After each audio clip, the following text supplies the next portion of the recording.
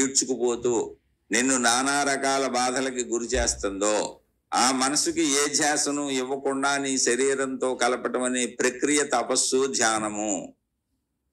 దానికి నేను మళ్ళీ కొత్తవన్నీ జోడించి తయారు చేశానండి అంటే, తయారు చేసిన మార్గాలు ప్రజలకి మేలు చేస్తాయని చేసి ఉండవచ్చు, అందులో తప్పు లేదు. కానీ ఒక మందు జబ్బును తగ్గిస్తూ ఇంకో సైడ్ ఎఫెక్ట్ కూడా ఎలా క్రియేట్ చేస్తుందో, ఇవన్నీ మళ్ళీ నీకు దాన్ని ఎడిక్ట్ చేస్తాయి. నీకు ఒకటి వదిలగొట్టి ఇంకో దాన్ని పట్టిస్తాయి అంతే. అందుకే ఇప్పుడు నువ్వు ఒకటి వదిలేవు, ఏంటది సంసారము, కుటుంబము, ఈ విషయాలు అనే దాంట్లో కొంచెం భావం తగ్గింది. మళ్ళీ ఇక్కడ పెరిగింది నా మతము, నా గురువు, నా విధానము, నా పద్ధతి, నా ధ్యానము, నాకు సంబంధించింది, ఇదే కరెక్ట్ అని మొదలెట్టు. ఏమైంది? ఆ ప్లేస్లో దీన్ని నింపావు, ఫిల్ ఇన్ ది బ్లాంక్స్. మళ్ళీ ఆ ఖాళీలో దీన్ని నింపావు, ఏది తీసేసావో ఆ ఖాళీలో దీన్ని నింపావు, అంతకంటే ఎక్కువది నింపావు. ఇది ఇంకా ప్రమాదకరమైంది. దానికంటే బెటర్ మన భార్య, పిల్లలు, మన డబ్బే పరిమితంగా ఉంటుంది. అది మతం అపరిమితంగా ఉంది.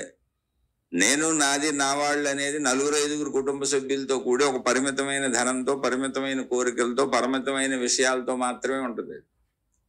కానీ నువ్వు ఏర్పరుచుకుంటున్న దేవుడు, భక్తి, మతము అనేది అపరిమితంగా లక్షల సంఖ్యలో ఉంటుంది. అది వ్యాపిస్తూనే ఉంటుంది. నీ బోటోళ్ళు ఎంతో మంది ఉంటారు. ఒక మాస్ హెప్నటిజం లాగా వెళ్ళిపోతుంటావు. నిన్ను నువ్వే సెల్ఫ్ హెప్నటైజ్ చేసుకుంటూ ఉంటావు. నిన్ను నువ్వు ఆ ఊహతో, ఆ భ్రాంతితో ఆ మనసును నింపేసుకుంటుంటావు. అసలు మనసు అంటేనే భ్రాంతులు, ఊహలో సృజనాత్మకత. దాన్ని భరించలేకే నువ్వు ఇందులోకి వచ్చావు, ఎట్టగొట్టి మనసును ఆపుదామని. దీన్ని ఆపుదామని మళ్ళీ కొత్త సృజనాత్మకత, కొత్త పద్ధతి పెట్టుకున్నావు. ఇప్పుడు దేవుళ్ళు కనపడుతున్నారు అంటున్నావు, ఇప్పుడు వెలుగులు కనపడుతున్నాయి అంటున్నావు, ఇప్పుడు మహిమలు అంటున్నావు, మాయలు అంటున్నావు, మళ్ళీ మార్చేసావు, అసలు కొత్త లోకాలు అంటున్నావు, సూక్ష్మ శరీర యానాలు అంటున్నావు, అనేక లోకాలు దర్శనం అవుతున్నాయి అంటున్నావు. ఎన్ని చేస్తున్నావు అంతు లేదు. ఎన్ని చేస్తున్నావు అంటే, ప్రపంచవ్యాప్తంగా ఎన్ని లక్షల కోట్లాది కోట్ల సినిమాలు తీస్తున్నారో, ఆ సినిమాలు తీసేదంతా మనసే, మనోసృష్టి. ఎన్ని సినిమాలు అసలు వస్తానే ఉన్నాయి, ఆగబోయి. భూమి మీద మానవ జాతి ఉన్నంత కాలం సినిమాలు నడుస్తూనే ఉంటాయి. ఎందుకనంటే సినిమాలు సృష్టి. అలాగే నవళ్ళు, సాహిత్యం, పొగడ్తలు, పోయిటరీ, ఇదంతా మానసికమైందే. అందులో రకరకాల దరిద్రాలు, మంచి ఉంటాయి, చెడ్డవి ఉంటాయి, రకరకాలు ఉంటాయి. ఇదంతా మనోసృష్టి. అలా నువ్వు మళ్ళీ భక్తిలో, మతంలో, దేవుళ్ళలో మనోసృష్టి తయారు చేసుకుంటూ వెళ్ళిపోతుంది. చేసుకున్నాక ఏం అవ్వదు, ఇంతకే అనుభవం తెచ్చుకుంటావు, ఏం అవ్వదు. ఇది మొత్తం అనుభవ శరీరం, భోగ శరీరం. ప్రస్తుతానికి నిజం అంటావు, అనుభవం అయినాక నువ్వే వస్తావు. ఏంటి అనుభవం? అసలు ఏమి లేదు. అనుభవం చాలా సింపుల్ ఇష్యూ. నీ శరీరంతో నీ మనసుని కల్పించాలి అంతే. ఎప్పుడని నువ్వు కూర్చున్నావు అనుకో, మనసు కూర్చొని ఉండాలి. ఎందుకని ఇప్పుడు శరీరం కూర్చొని ఉంది. నువ్వు నడుస్తున్నావు అనుకో, మనసు నీతో పాటు నడవాలి. నువ్వు కాలు తీసి కాలు వేస్తుంటే మనసుకు తెలియాలి, నేను కాలు తీశాను, కాలు వేసాను, నేను చేతులు కదుపుతున్నాను. నీ శరీర ప్రతి కదలిక సంపూర్ణంగా మనసు ఎరుకలో ఉండాలి. మనసు మొత్తం శరీరాన్ని అతుక్కొని ఉండాలి. ప్రతి కదలిక మనకు తెలుస్తూ ఉండాలి. అదే జ్ఞానోదయం. జ్ఞానోదయం అనేది ఏమి లేదు. మనసు సంపూర్ణంగా శరీరంతో కలిసి ప్రయాణించడమే జ్ఞానోదయం. శరీరం కంటే ఒక్క సెకండ్ కూడా ముందుకెళ్ళకూడదు. అది శరీరంతో కలిసి నడవాలి. అంటే దీనికి మీకు ఒక ఉదాహరణ చెబుతాను. నిజంగా జరిగింది. నేను బుద్ధుడి పేరు చెప్పారు కాబట్టి బుద్ధుడిదే చెబుతాను. ఏంటంటే, బుద్ధ భగవానుడుతో పాటు ఎదురుగా ఒక శిష్యుడు ఉన్నాడు. వాళ్ళు ఏదో మామూలుగా మాట్లాడుకుంటున్నారు. బుద్ధ భగవానుడి మీద ఒక దోమ వాలింది. బుద్ధ భగవానుడు చెయ్యల్లి ఆ దోమను తోలింది. అది శిష్యుడు చూశాడు. తర్వాత బుద్ధ భగవానుడు దోమ తోలేసింది, వెళ్ళిపోయింది, అయిపోయింది. ఆయన చెయ్యి కదిలి దోమను తోలేసింది. తర్వాత బుద్ధ భగవానుడు ఉద్దేశపూర్వకంగా ఆయన చేతిని కదుపుతున్నారు, కిందకి పైకి, కిందకి పైకి, కిందకి పైకి. అక్కడ ఏమి లేదు. ఆయన ఎందుకు కదుపుతున్నారో శిష్యుడికి అర్థం కావట్లేదు. ఏమి లేదు అసలు, అక్కడ పని కూడా లేదు. ఎవరిని ఒట్టిగా చెయ్యిని కదుపుతున్నారు ఆయన. కాసేపు చూసి ఉండబట్టలేక శిష్యుడు బుద్ధ భగవానుడిని అడిగాడు, భగవాన్, మీరు ఎందుకు చేతిని ఇలా కదుపుతున్నారు? ఇక్కడ ఏమి విషయం లేదు కదా, ఎందుకు కదుపుతున్నారు అని. అప్పుడు ఆయన చెప్పారు, నాయనా, ఇందాక నా శరీరంపై దోమ వాలి కుడుతుంది. కుడుతున్నప్పుడు వెంటనే నా చెయ్యి లేచెల్లి దోమను తోలేసింది. అయితే అది నా ఎరుకలో లేకుండా జరిగింది. నేను ఉద్దేశపూర్వకంగా చేతిని లేపి దోమను తోలలేదు. నా ఎరుకలో లేకుండా నా చెయ్యెళ్ళిపోయి దోమను తోలేసింది. ఎరుకలో లేకుండా ఏ పని చేయకూడదు. ఎరుకలో ఉండి చేయటమే జ్ఞానోదయం. ఎరుకలో ఉండాలి. నా ఎరుకలో ఉండి చేయాలి. నేను దోమ కొడుతుంది కాబట్టి నా చెయ్యి లేపాను, దోమను తోలేయాలని నాకు తెలియాలి. అలా ఎరుకలో చేయాలి ఏ కార్యమైనా. నేను అంటే అంతే కదా, నా ఎరుకలో కదా సాగాలి. ఎరుకలో లేనప్పుడు పొరపాట్లు జరుగుతాయి. అందుకని ఇందాక దోమను తోలేసింది కదా అది. అందుకని ఇప్పుడు నేను చెయ్యిని కదుపుతూ ఎరుకతో కదుపుతున్నాను. కిందకి పైకి, కిందకి పైకి, కిందకి పైకి నేను కదుపుతున్నాను అని ఎరుకను పెంచుకుంటున్నాను అని చెప్పారు. ఇక్కడ మన శరీర వ్యవస్థను గమనిద్దాం కొద్దిగా.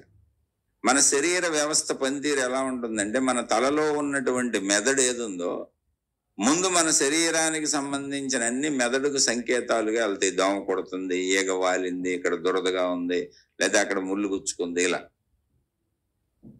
తత్సంబంధిత అంటే ఆ విషయం సందేశం వెళ్ళగానే మెదడు ఏం చేస్తుంది అంటే తత్సంబంధిత దానికి సంబంధించినటువంటి, ఇప్పుడు దోమ కొడుతుంది అనుకోండి, చేతికి సందేశాన్ని పంపుద్ది.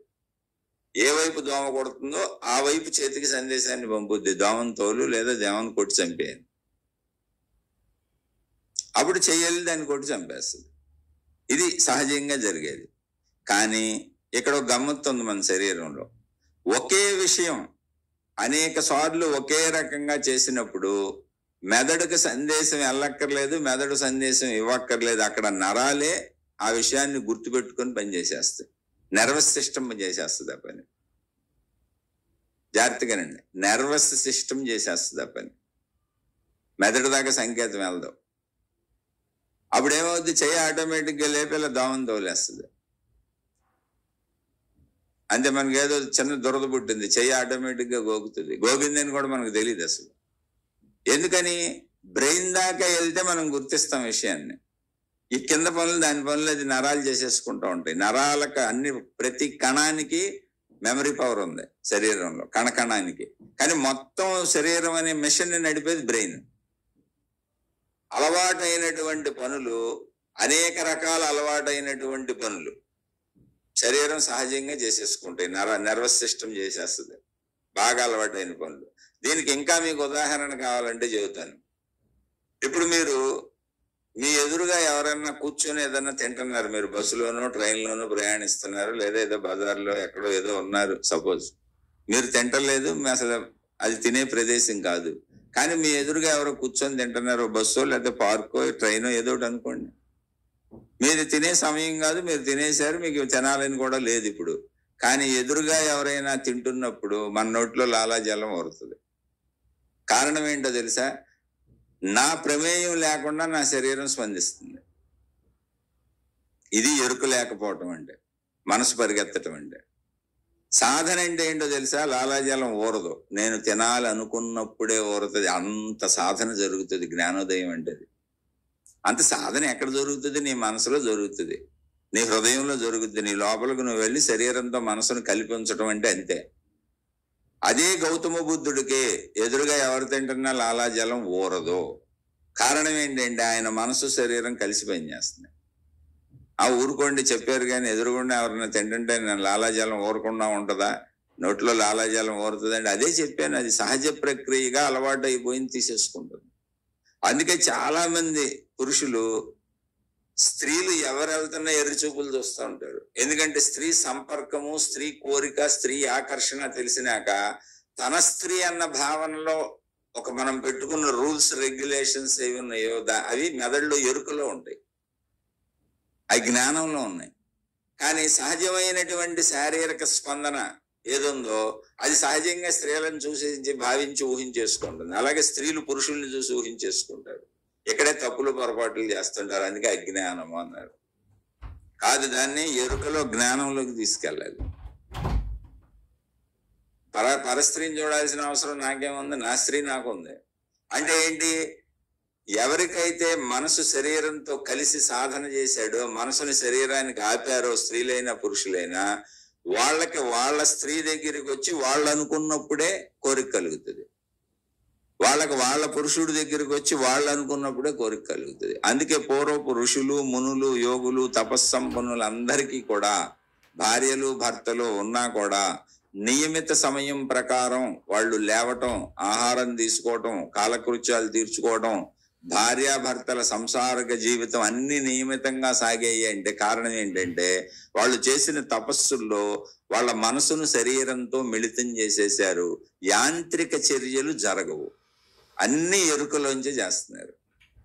మన శరీరంలో ఇప్పుడు మనం జీవించే జీవన విధానంలో 190% యాంత్రిక చర్యలే చేస్తున్నాం.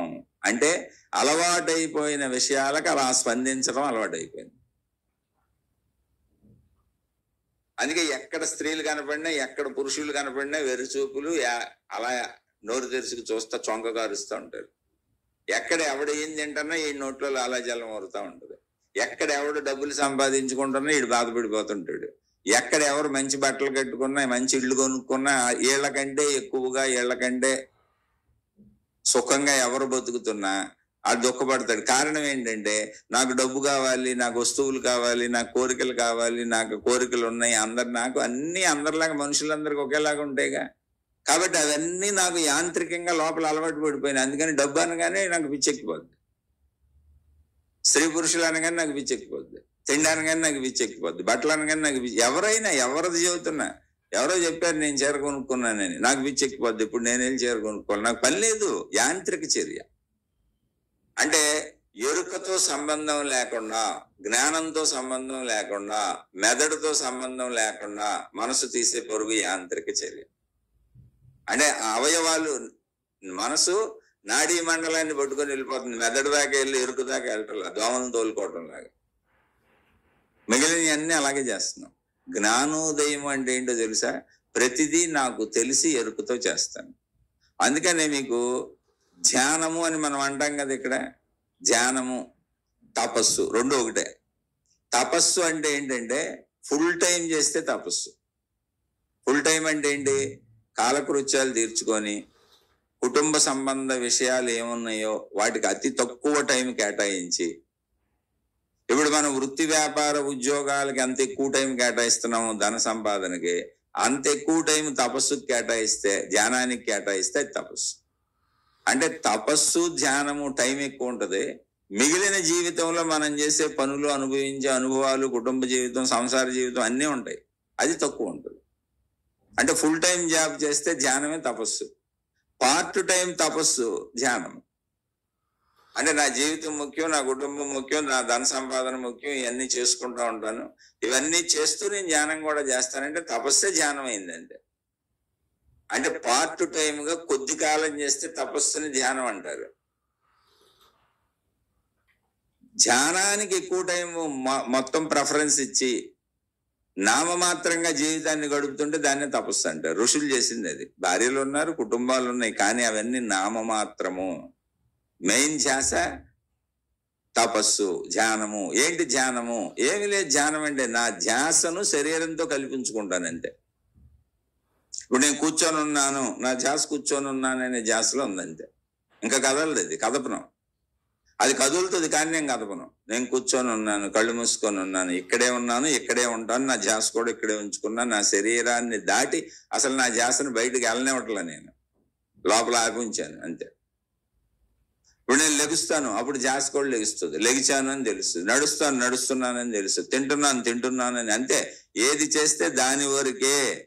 అదే జ్ఞానోదయం. అంటే జ్ఞానాన్ని శరీరానికి ముడిపెట్టేశాను, ముందుకు పరిగెత్తనివ్వకుండా. ధ్యాసని శరీరానికి ముడిపెట్టేశాను, శరీరం దాటి వెళ్ళిపోనివ్వకుండా. అందుకని అప్పుడు ఏమైంది? ధ్యాస కానీ, ధ్యానం కానీ, ఆలోచన కానీ, ఊహ కానీ, భావం కానీ అది మనసు. మనసు శరీరాన్ని ఈడ్చుకుపోవట్లా, అది మనసు నన్ను ఈడ్చుకుపోవటం. అంటే నేను చెప్పినట్టు మనసు నడుస్తుంది అంతే. నా ధ్యాస, ధ్యానం అన్ని శరీరంలో ఉన్నాయి. శరీర క్రియలు ఏం చేస్తానో సంపూర్ణంగా అక్కడే ఉంచుతాను నేను. ఇది జ్ఞానోదయం. ఏం లేదు జ్ఞానోదయం అంటే నీతో నువ్వు ఉండటమే, నిన్ను దాటి ముందుకెళ్లకుండా ఉండటమే. నీతో నువ్వు ఉండటం అలవాటు చేసుకో. అందుకని ఏ ధ్యాస లేని స్థితి ధ్యానం అని చెప్పాను. ఏ ధ్యాస ఉంది ఊరికి అనుకోండి, మీరు ఒక నామం తీసుకున్నారు. నామం తీసుకోవడం తప్పని నేను అంటలేదండి. మీరు ఏదైనా తీసుకోండి, నామం తీసుకోండి, మంత్రం తీసుకోండి, రూపం తీసుకోండి, ఏదో ఒకటి తీసుకోండి. ఇప్పుడు మీరు దాన్ని ఊహించుకుంటున్నప్పుడు ఏదైనా ఊహలోకి వెళ్ళినాక అక్కడ ఊహను మనసు పెంచుకుంటుందా, తగ్గించుకుంటుందా? అందుకే మీకు ఆ తత్సంబంధిత నామ సంబంధిత దేవుళ్ళు మీకు కనబడిపోయినట్టు, అక్కడ ఏదో జరిగిపోయినట్టు, అక్కడ వాళ్ళు మీకు వెలుగులంటే వెలుగులు కనపడతాయి, దీపాలంటే దీపాలు కనపడతాయి, దెయ్యాలంటే దెయ్యాలు కనపడతాయి, దేవుళ్ళు అంటే దేవుళ్ళు కనపడతాయి, లేదా లోకాలంటే లోకాలు కనపడతాయి. ఎందుకని అలా భావించుకొని సంవత్సరాలు కూర్చున్నాక వాళ్ళు ఏం చెప్పి ఊహించుకోమన్నారో ఆ ఊహలోకి వెళ్తావు నువ్వు. అసలు దానికి అంత దూరం కూడా ఎందుకు? జస్ట్ ఒక సినిమా తీసి తపస్సు ధ్యానం కూడా చేయక్కర్లా. ఒకళ్ళు సినిమా తీసి మేము సినిమా తీసాము వచ్చి చూడండి, అది కూడా మీరే డబ్బులు పెట్టుకొని కొనుక్కొని చూడాలి అంటే టికెట్ పెట్టి కొనుక్కొని వెళ్ళి ఆ సినిమా అని తెలుసు, అది యాక్షన్ అని తెలుసు, వాళ్ళు నవ్వితే నవ్వుతున్నాం, వాళ్ళు ఏడిస్తే ఏడుస్తున్నాం, వాళ్ళ ఊహలో మనం మిళితమైపోయాం. సినిమా తీసిన వాళ్ళ ఊహలో మన ఊహను మిళితం చేసేసుకొని వాళ్ళకు వచ్చే హావభావాలన్నీ మనకు తెచ్చుకుంటున్నాం. అంతకంటే ప్రాక్టికల్ సత్యమే ఉంది. అలాగే నేను తీసుకెళ్లి ఒక నామానికో, ఒక మతానికో, ఒక మంత్రానికో, ఒక దేవుడికో, ఒక విధానానికో నేను వాటిని తప్పు అంటలా మళ్ళీ ముందే చెబుతున్నా. చర్యలో ఉన్న విశ్లేషణ చెబుతున్నా అంతే. చెప్పి నిన్ను దాంట్లో కలిపేసినప్పుడు నువ్వు దాంతో ఎందుకు కలిసిపోవు? సినిమాతోనే కలిసిపోయావుగా. కాదు సినిమా వాళ్ళు నిన్ను వదిలేశారు హాల్లోంచి. అయిపోయింది సినిమా, వెళ్ళిపోమన్నారు. నువ్వు ఇచ్చిన టికెట్ డబ్బులకి చాలులేక వెళ్ళిపోమన్నాడు. అది హ్యాంగ్ ఓవర్ తిరుగుతూనే ఉంటది. ఇంటికి వచ్చినాక కూడా చాలాసేపు గుర్తుండదు. మళ్ళీ ఏదో కొత్త సినిమాలు కొత్త జాసుల్లోకి వెళ్ళినప్పుడు అది మర్చిపోతాం. అయితే సినిమా అనే భావం తర్వాత మళ్ళీ గాఢంగా తెచ్చుకొని వదిలేస్తాం, కానీ ఆ భావాలన్నీ లోపల ఉంటాయి. అందుకే సినిమా యాక్టర్లకు అభిమానులు ఉంటారు, సినిమా డైరెక్టర్లకు అభిమానులు ఉంటారు. ఎందుకని అభిమానం అయిపోతున్నాడు అంటే దాన్ని ఆకర్షింపబడిపోయాడు. ఆ హీరోకి, ఆ హీరోయిన్కి, ఆ డైరెక్టర్కి, ఆ కథకి, కథలు రాసేవాడికి వాళ్ళు ఎడిక్ట్ అయిపోతుంటారు. చూడండి, అలాగే నువ్వు ఏదైనా ఒక నామాన్నో, ఒక మంత్రాన్నో, ఒక దేవుణ్ణో, ఒక మతాన్నో, ఒక విధానాన్నో, ఒక ఆచారాన్నో, ఒక సాంప్రదాయాన్నో, ఒక పద్ధతినో తీసుకుంటే సినిమాకి ఎలా ఎడిక్ట్ అయ్యావు సేమ్ ఇక్కడ అలాగే ఎడిక్ట్ అయ్యావు. అది నీ ఊహ. నువ్వు ఊహించుకున్న ఊహనే కనపడుతుంది అంతే. వాళ్ళు ఏదో చెబుతారు, ఆ చెప్పిన ప్రకారం ఆ దేవుడిని కనపడే వరకు, లేదా వెలుగులు కనపడే వరకు, ఆ లోకాలు కనపడే వరకు నువ్వే ఊహించుకుంటూ ఉంటావు. ఊహించుకుంటే ఎందుకు కనపడదు? వాళ్ళ కాదు రేపు కాదు ఎల్లుండి కనపడుద్ది. అసలు ఊహించుకోకుండానే మనకి రోజు లక్షల కళ్ళు వస్తున్నాయి పుట్టిన కాడి నుంచి ఇప్పటికి. స్వప్నాలన్నీ కళ్ళన్నీ అయ్యాగా. నువ్వు అనుకోకుండా, నువ్వు ఊహించుకోకుండానే వచ్చి తిరిగిపోద్ది ఊహల్లో మనసు. ఇంకా నిన్ను ఊహించుకోమని నీకు ఓటిస్తే ఎందుకు తిరగదు అది? ఆ ప్రాసెస్ నేను తప్పు అంటలా. అనేకంగా అడ్డదిడ్డంగా తిరిగే నిన్ను కనీసం ఒక మంచి దారిలో తిప్పుదామని అది పెట్టుండొచ్చు మహాత్ములు, కానీ అందులో విశ్లేషణ చెప్పానండి. అనేక తప్పు దోవల్లో తిరిగే మనసుని కనీసం ఒక మంచి దోవలో తిప్పుదామని అలా పెట్టుండొచ్చు మహాత్ములు అంటున్నా. కానీ నిజమైనటువంటి జ్ఞానోదయం ఏంటి అంటే నీ మనసు, నీ శరీరం ఎక్కడుంటే అక్కడ అప్పుడు ఆ నిమిషం శరీరంతో కలిసి ఉండటమే. దమ్ముందా అలా ఉంచగలరా? ట్రై చేసుకోండి. ఇందులో కష్టమే ఉంది? ఇందులో ఏమన్నా అద్భుతం ఉందా, మహిమ ఉందా? అది మీరు చేసుకోవాల్సిన సాధన. ఉంచటం మీ బాధ్యత, ఉంచుకోలేకపోతే మీ బలహీనత. అది మీకు సంబంధించిన విషయం కాదండి. మేము ఉంచుకోలేం కాబట్టి వాళ్ళు చెప్పిన మాయలకి వెళ్తాం, మహిమలకి వెళ్తాం, తాయెత్తులకి వెళ్తాం, తావీజులకి వెళ్తాం అంటే మీరు ఎక్కడికైనా వెళ్ళండి, నాకు వచ్చిన ప్రాబ్లం ఉంది. నేను జస్ట్ విశ్లేషణ మీకు ఇన్ని చెప్పాను. నా మనసును అది దాటిపోతానే ఉంటుంది. అయితే పోతానే ఉంటుంది అనే నా మనసుని 80%